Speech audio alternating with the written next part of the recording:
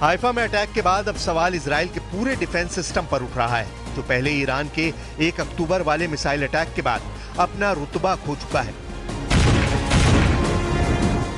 सवाल है कि क्या नेतन्याहू का पूरा एयर डिफेंस सिस्टम इस वक्त सो रहा था जब हिजबुल्लाह ने हाइफा पर ड्रोन लॉन्च किए और इजरायली सेना के बहुत ही खास ठिकाने को टारगेट बनाया। लेबनान से लॉन्च किए गए ड्रोन को काउंटर करने की जिम्मेदारी आयरन डोम पर थी। आयरन डोम की रेंज 70 किलोमीटर से ज्यादा है और हाइफा की लेबनान बॉर्डर से दूरी है 27 किलोमीटर।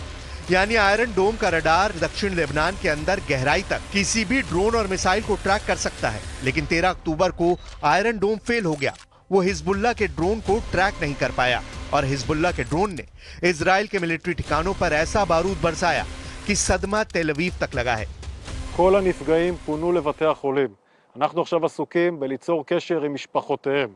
כל החיילים בבסיס הונחו להתקשר הביתה ולעדכן את משפחותיהם שהם בסדר. हिजबुल्लाह ने जिस जगह पर ड्रोन अटैक किया वो बिन्यामिना मिलिट्री कैंप है।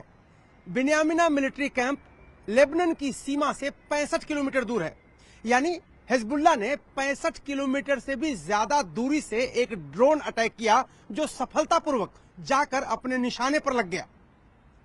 उस दौरान उत्तरी हाइफा में तैनात आयरन डोम भी उसका पता नहीं लगा पाया। तभी तो इजरायल की एयर सीमा में बिना किसी रोक टोक के ये ड्रोन बिन्यामिना मिलिट्री कैंप पहुंचता है और वहां बड़ा धमाका कर देता है।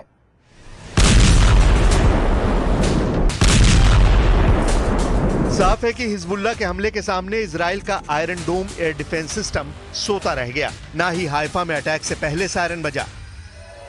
यह हाइफा की तब की तस्वीरें हैं जब हिजबुल्लाह का अटैक हो गया और फिर सेना ने अलार्म बजाना शुरू किया।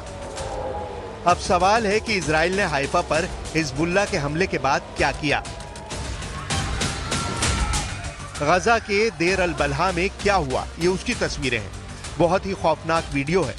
इजराइल ने अल-अक्सा अस्पताल के बाहर हमला किया है। इस हमले में 4 लोगों की मौत हुई है और करीब 50 लोग घायल हुए हैं। धमाके के बाद यहां लगे कैंप में आग लग गई और सब कुछ जलने लगा।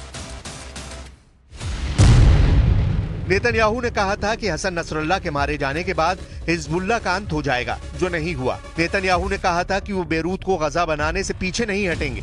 बेरूत पर हमले जारी हैं, लेकिन हिजबुल्लाह एक्टिव है। नेतन्याहू ने कहा कि दक्षिण लेबनान से वो हिजबुल्लाह को उखाड़ फेंकेंगे। वहां भी ऑपरेशन जारी है और इजराइल के लिए गुड न्यूज सुनने को नहीं मिली है। Those pages haven't ended the war. They probably angered a lot of people in Hezbollah and it's not just Hezbollah. A lot of Lebanese don't like them, particularly Sunnis, but a lot of them feel that Hezbollah is represents Lebanese resistance. So what are they going to do? If Iran lets them, they'll fire some more of the ultra-precise weapons in the next few weeks. So probably that's going to happen. Hezbollah और Israel की लड़ाई सिर्फ border पर नहीं हो रही, ये कई फ्रंट पर हो रही है। और नेतन्याहू के लिए बड़ी फिक्र की बात यह है कि अब ये फ्रंट इजराइल के अंदर खुल चुका है।